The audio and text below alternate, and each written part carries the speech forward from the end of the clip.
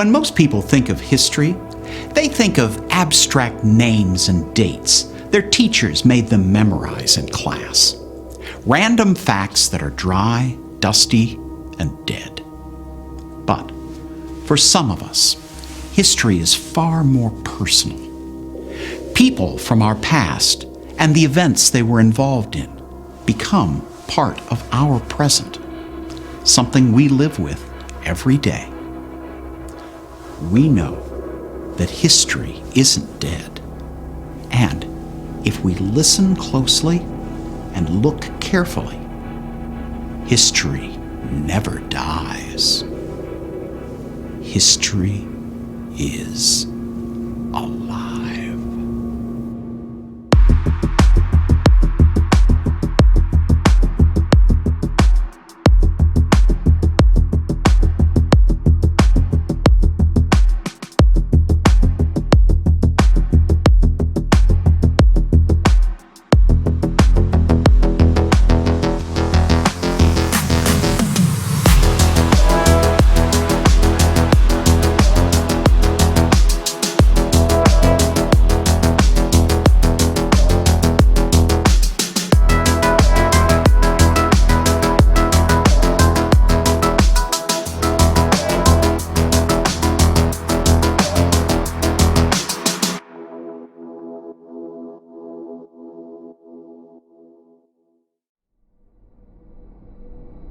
Jails are made famous not by the people who are held here, but by the people who break out. Public enemy number one, John Dillinger, escaped from the Lake County Jail in Crown Point, Indiana in 1934. But what about the imprisoned who never escaped? Could they remain behind these brick walls and iron bars, trying to atone for their sins? Or, as Shakespeare said, does the evil that men do live after them? The sleepy little town of Crown Point, Indiana was founded on October 31st, Halloween, in 1834. It got its name from being the highest point in Lake County.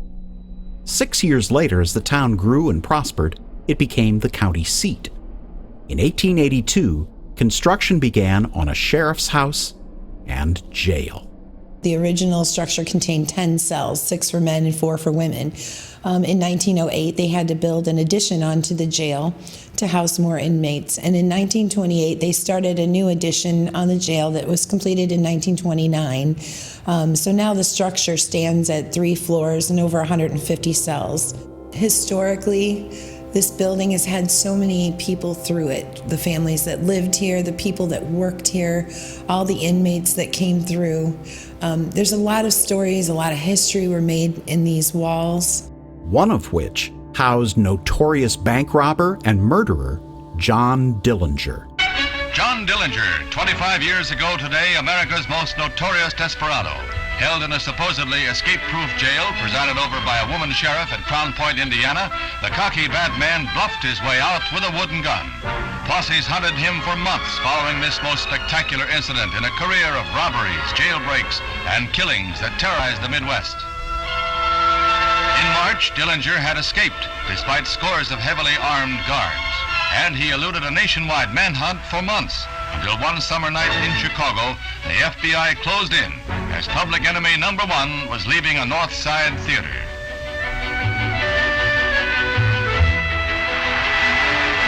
The mysterious woman in red caused his downfall. The battle of the FBI against the freewheeling desperados of the early 30s was not over, but the career of the worst of them was ended, with a gun and a tawdry disguise as mementos of a still legendary bad man. Over the years, this infamous Indiana native has achieved cult status. Lake County Jail was used in the 2009 film Public Enemies, starring Johnny Depp.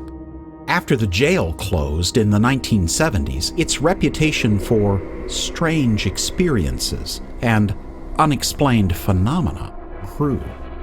This attracted the attention of the paranormal team and resulted in a 2-night intensive investigation.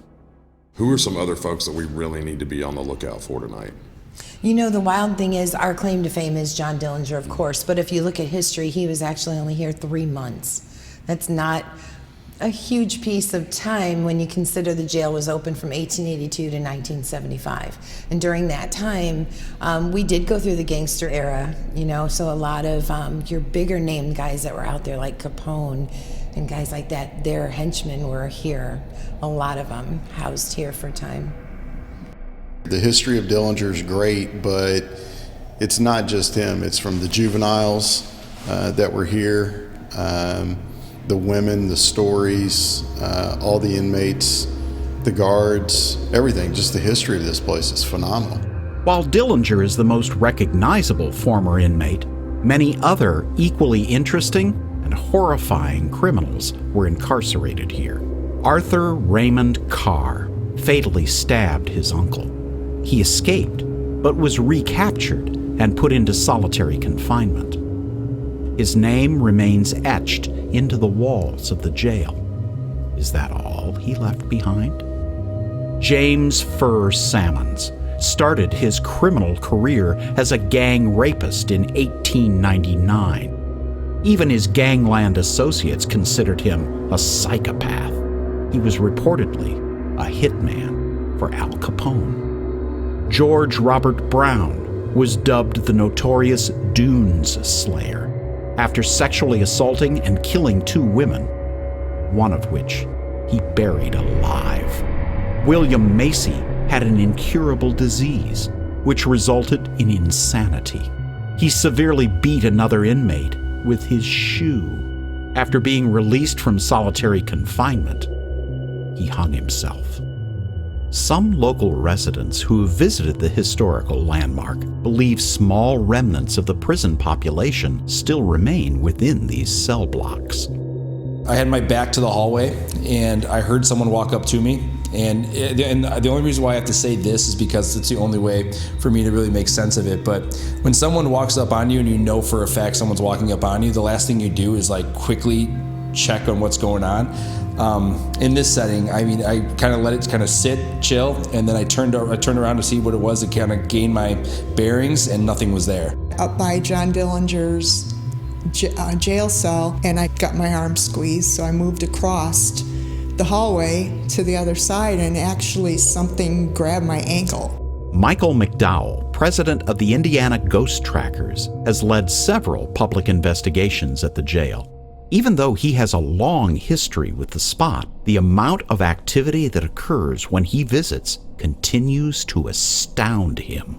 Something strange about the space that people may not realize is that there's paranormal activity almost any time you come in here. This is one of the best hot spots of Northwest Indiana for supernatural activity. Almost any time I've been in here, I've been able to capture some sort of EVP or electronic voice phenomena. While the paranormal team was busy preparing for a long night of investigations, Michael, along with his friend and fellow investigator Chris Lincoln, guided a group of eager patrons through the jail. Would their visit spur on an inmate uprising later in the evening? Based on Sandy's recommendations, Jamie and Brian set up shop in several areas of the jail where reports of heavy activity have occurred. The rest of the team split up and started to investigate. David and Damon started their investigation by heading to the 3rd floor of the jail where the juvenile inmates were once held. After an initial walkthrough of the area using thermal imaging, which maps out images based on temperatures, Damon may have picked up something. All the concrete around it is like a bright pink. Oh wow. Whoa, whoa, whoa, whoa, whoa, what the hell is that? See where the doorway is? Why is there cold spots blowing in? I mean, you'd think it'd be blowing in from the windows to the left, but it's coming from the right. With what Damon may have found, they started an EVP session. Because of the outside noise, it was hard to interpret what was recorded. After a short session, the men made their way to the tech area to discuss their findings.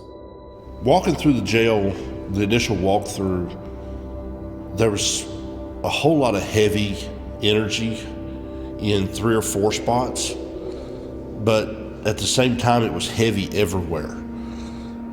Just like some places were just heavier than others, and you could almost feel that there's pain in those areas. After a quick evidence review of the juvenile area, Jamie, Lee, Brian, and Maddie made their way to the 2nd floor. This part of the investigation focused on the likes of Carr and Salmons through the use of a Frank's box. They quickly learned others may want to communicate as well. Was that a female trying to come through and talk to us? Yeah. Oh, thank you. Ann, is that you? No. Okay. That was clear. That was clear. Well, it did say when we got here, the curator told us if anybody spoke other languages, that they offered to communicate other languages. Immigrant sweeps. Because they did immigrant sweeps through the town. So let's try that. Were you involved in the immigrant sweeps that took place in Crown Point? Did you hear that? We're going to come back to that. Yeah. Okay. Again, please. Right. I heard it again. We were actually getting quite a bit of communication and a lot of what we feel were spirits trying to speak over top of one another, which is a pretty common occurrence when you're in a place that had as many people present as this jail did. I mean, there were over 500 inmates here at one time. So a lot of people with a lot of stories to tell, and we just need to get them to come forward individually and, for lack of a better term, line up and, let us know their stories one at a time. During the Frank's box session, they believe they heard the word rape on multiple occasions, which lines up with James Fur Salmons and his arrest. Hearing a female voice, though, was something they weren't expecting. For Sandy, hearing so many voices trying to break through is not surprising. Anytime you walk through here, you get the feeling of those that have been here before you. And sometimes they're able to reach out and communicate with you. The team had a game plan for the rest of the night. At least they thought they did. But in one particular cell, something far more sinister was waiting to make its presence known. This entity would change the course of the entire investigation. A bank robber who became public enemy number 1. A man who buried a woman alive in a sand dune. A psychotic mafia hitman who organized gang rapes. All horrific criminals. But what could be more terrifying than a mother who kills her children? In April of 1925, 49-year-old Ann Cunningham was held for questioning concerning the deaths of several of her children. After a failed attempt to hang herself, she agreed to talk with her last remaining daughter, May, but only if she was moved out of her cell to another room. After this was done, she asked to have May stand in front of her. She tried to explain her motive for poisoning only one child at a time by stating, "Now, May, I'm coming clean. I thought I was going to die, and I wanted to take them with me. I only poisoned the ones I loved best." Anne confessed to poisoning 3 of her children, Isabel, Charles, and Walter, with bread and butter laced with arsenic. Her trial lasted 13 days. The defense contended Anne was mentally unbalanced. The jury deliberated over 24 hours and found Ann Cunningham guilty of first-degree murder in connection with the fatal poisoning of her son, Walter. Basically, we have 7 cameras that are running right now, IR cameras. 6 of those had activities the whole night. But the strange thing is, once camera 7 started getting active, the other 6 just died, did nothing. I need a light. Of course. Come here, hurry. I want to know if she's the one that just touched me. Where do I need to be? Where do I need to be? Despite the team's experience, high-tech equipment, and support of a veteran camera crew, elements of the unexpected are a constant factor in any investigation. The supernatural rarely occurs right in front of the camera, often requiring a full-out run to capture the event. This is Ann's She's cell. leaned up against the trash can, dude. Holy sh! You would see an orb or dust, then the motion sensor would go off in Ann's cell. So you can call it coincidence, but it happened on more than one occasion. With so much unexplained activity in Ann's area, Lee, Maddie, and David decided to use an SLS camera instead of starting an EVP session. The SLS camera is structured light sensor. It's a sensor that's made up of 3 different cameras. One records in red, green, blue, RGB. One is a regular video camera in white light, and the other is a mapping. It's basically a 3-dimensional mapping camera. It records all 3 of those at the same time. During the initial walkthrough, Maddie had an experience in front of one of the cells. At the time, she had no idea who the cell belonged to. As it turns out, it was no coincidence. So when we first came through here, I was standing with my back facing the cell, and I felt something touch my neck, and then I felt a pair of arms wrap around my waist like it was trying to drag me back into the cell. With so many isolated experiences occurring in this area, it was time to potentially come face to face with this horrific entity. The SLS confirmed a figure, not a living human, was standing in Ann's cell. We've had several investigators that have been touched tonight, had their backs touched, their necks touched, they've been pushed and pulled into cells. Was that you that was doing that? As seconds turned to minutes, the figure would communicate and then vanish, only to appear again. When Ann came back, another entity joined her. Lee, Maddie, and David started a Frank's Box session, hoping for an audible response. It sounded like Seth, but that wouldn't have been a name in that time period. Did you say Seth? We experienced Ann being very manic. She would sit in the room, for a solid 5 or 6 minutes. Then all of a sudden she'd vanish. 20 minutes later, she's back again. Lee and Maddie took the session a step further and entered her cell. The overwhelming amount of evidence continued to pile up. And what were you accused of poisoning your children with?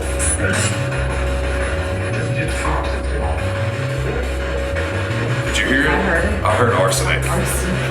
Thank you, Ann. Arsenic, the poison Ann used to kill her children. The word reverberated through the cell, sending chills down everyone's spine.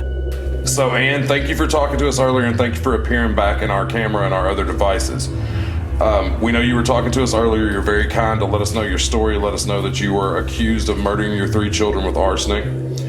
Is there anything else you want to tell us? We still have our recorders going, and we'll be able to pick you up on all of these devices. And again, remember, no one's here to hurt you. No one wants to disturb you. We just want to hear your story. The hectic activity was not limited to the investigation area. Over at Tech, Jamie was watching something unfold. Say it again, Jamie. You want to know something even more interesting? What? All the activity on the other 6 cameras have stopped. She's back. Well, she's back in her cell again. That has to be her, because of the way she's sitting. Yep. Feeling confident that Ann was clearly looking to communicate, David took the chance to join her in the cell. Are you going to run away again if Dave tries to come in there and talk to you? Yes. Why do you not want us to come in there? We're sick. Yeah, that doesn't make any sense. All right, guys, I'm gonna come in. Gone. Gone. And gone. They both left the minute you got in that cell, dude. We let the 2 inmates know that David was going to enter the cell. We asked them if that was okay, and they said no, point blank, through the Frank's Box. And as David entered the cell, they vanished through what appeared to be the other side of the bars.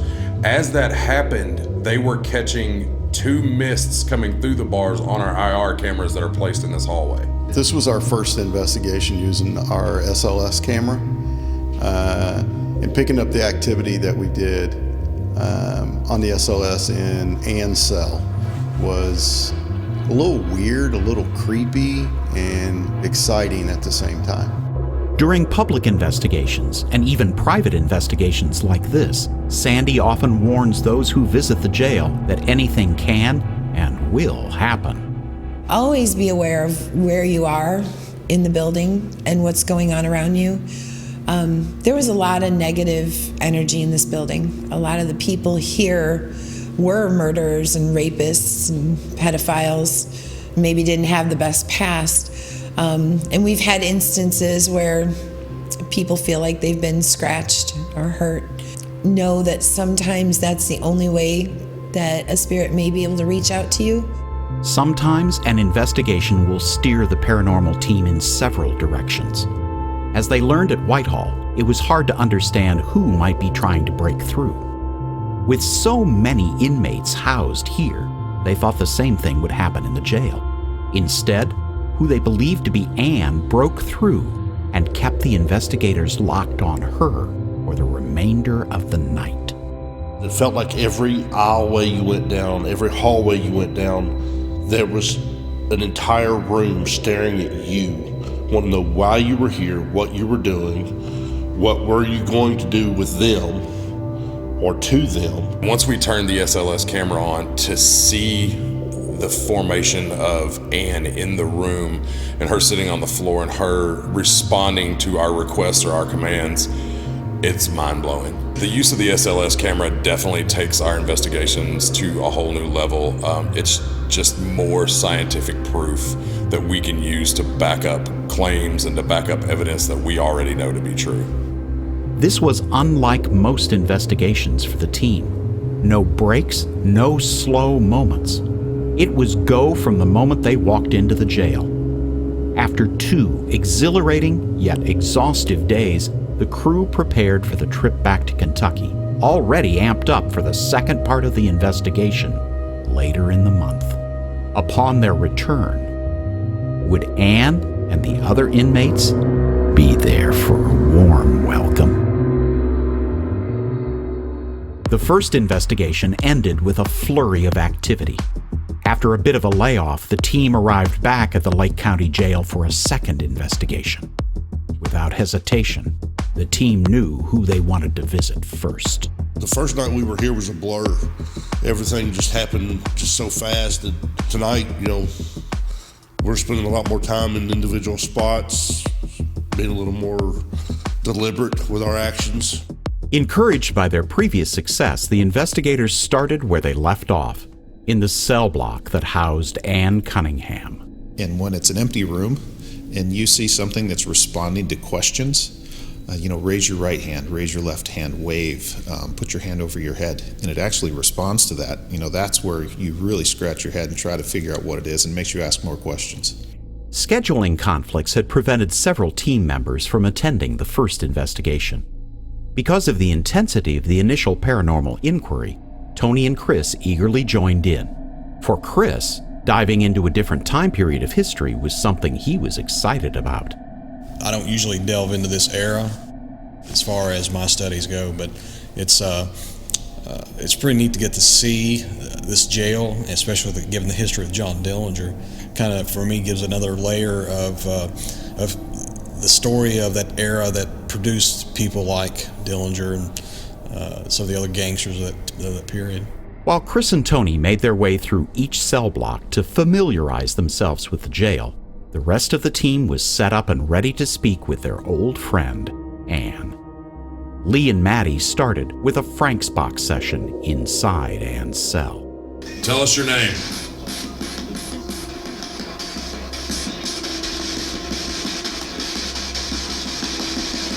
Lee and Maddie were not having any luck communicating with the entity in the cell. But as the team had learned, entering the space may have scared her off. Finding success with the SLS camera the first night, Lee and Maddie left the cell, had Tech bring in the camera, and hoped that Anne would return to her cell. Yeah. We did have the motion detectors kept going off in this hallway. So we turned the SLS to point down the hallway. I think we're going to get the laser grid, shoot it down the hall and see if we can pick anything up. It was almost like Anne knew everything the team was doing. There was no movement on the SLS camera when it was pointed into other cells. But as soon as Brian pointed the lens into her cell, she reappeared. Hey, whoever's in the cell that we have this device pointed at, can you raise your arm for me? Let me know that you're there. I can see you. Thank you. Oh, boys. Hey, my name's Lee. If you've been around here, you've seen me before. Hey, thanks for waving at me. Each time we've asked it to raise its right hand, it's almost like there's something wrong with that hand. Yeah. Or wrong with that arm. Because it could just barely, it's barely exactly. moving. Okay, if you're having problems with your right hand, if there's somebody in the cell next to you, can you raise your left hand for me? It's like he's trying to raise He's trying to raise his right hand with his left hand. There you go. Look, there it goes. We really feel that was Ann and someone else. The intelligence of these beings, these spirits, they are definitely in tune with what we're trying to do and in tune with communicating with us. More strange occurrences were taking place as the night wore on. Before David and Damon could even begin their investigation, David became nauseated and had to take a break. I was in here while we were doing our camera setup, and I got so dizzy that I had to go back into the green room area. Yeah, I seen you out there earlier. And then I had to go outside, thinking I needed to get a break, and just the dizziness, whatever, made me sick. I came in, I felt fine. Here maybe 15 minutes, and weirdest thing, it was almost like I was seasick. Dizzy, didn't feel well, went outside, felt fine, came back in, sick again. Feel great now. It's weird. After the dizziness wore off, they started an EVP session in an area of the jail that was heavily featured in last year's Halloween haunted house event. Yeah. Very faint. I mean, it's a... Yeah.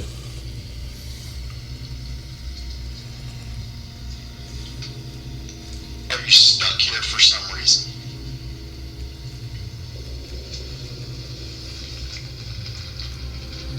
So, I know they use this. After completing the EVP session, David and Damon took the evidence to tech. On the other side of the jail, Tony and Chris had their first uncomfortable experience. Okay, so I wanted to get you to come up here with me and check out the cell that we had down here. I was up here earlier because Sandy had heard some noises and things up here earlier. I actually came up here with her, this third cell up, and she had an instance standing out here in the hallway where she got grabbed on the leg. I actually walked into the cell. There was twice I got grabbed on the back of the neck while I was in the cell. To the point that I was ready to go out, yes. So. All right, Tony, I'm just looking here, and you can make out, it's a pentagram, there's a goat's head in it, and it's inside of a circle, and there's some symbols. Now, I'm not up on my satanic symbols, but that's definitely, to me, yeah, it does resemble that, you're right. Well, I'd heard that there was a person that was in here that was evidently involved in some really bad stuff, and that could have been connected. Upon completion of an EVP session, Chris left the cell, but something didn't want Tony to leave. Do it again? Yeah. You got something you want to say to me, say it.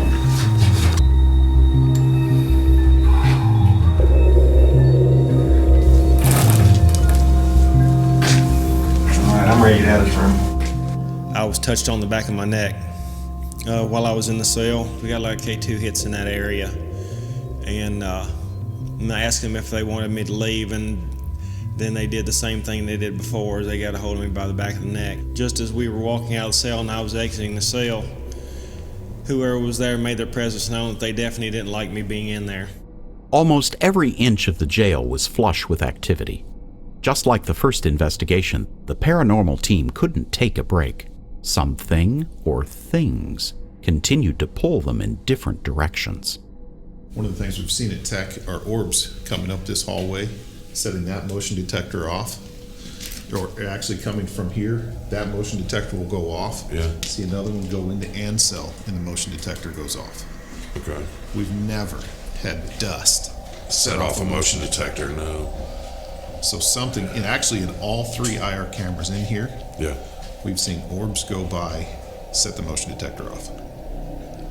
Yeah, and there's no bugs. It's, No. what, 24 degrees in here right now? There's no way. After 4 intense days, the team was physically, mentally, and emotionally spent.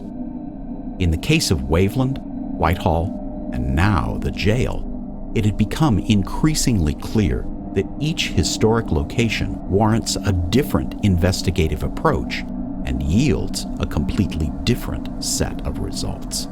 That's the beauty of paranormal investigating. You never know what you'll get. In some instances, entities just want to be left alone. At the Lake County Jail, it was clear that remnants of the past desperately wanted to communicate with the present.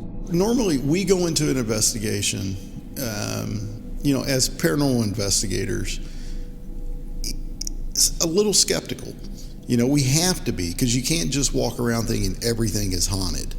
So we go in and we look for, solid evidence, and we're able to get that here. The sheer number of people that pass through here, I could come here every day for probably the rest of my life and never get to interact with everybody fully. The thing about this place is I'm not one that really gets creeped out, or I don't have a lot of personal activities. I don't really get touched or pushed or some of the things that some of the other ones do. Last night, after we kind of shut down, I had to go around and replace batteries and things. It seemed like everywhere I went, the hairs on the back of my neck would crawl as if someone was watching me. Thousands of visitors have traveled across the country to Crown Point, Indiana, with hopes of catching a glimpse of the paranormal. Every night, as the last person steps out of the famous jail, the same person always remains behind. For Sandy, this has become a second home, a place where she expects the unexpected, and a place where history comes alive. I think any visitor coming through, even just taking a regular tour, the history that you can see just walking the halls, seeing the cells, being in the house, every bit of it, you can feel the energy that was here, that's still here. You can see how this place worked when it was a working jail and house, and even now when it stands empty, I think you still feel the impact that it made on history. When asking the question, is history alive? We must take into account not the amount of information or activity discovered during a paranormal investigation, but rather how that information or activity helps support the record of the people who lived at that location. The Lake County Jail reflects the darkest aspects of human behavior. We view what these individuals left behind not with admiration, but with a genuine desire to recognize and prevent these base instincts from manifesting in the future. Our faith is reinforced that the imprisoned within these walls were, and possibly continue to be, justly punished. From tragedy and deepest grief that these criminals created springs hope. And hope is what makes history alive.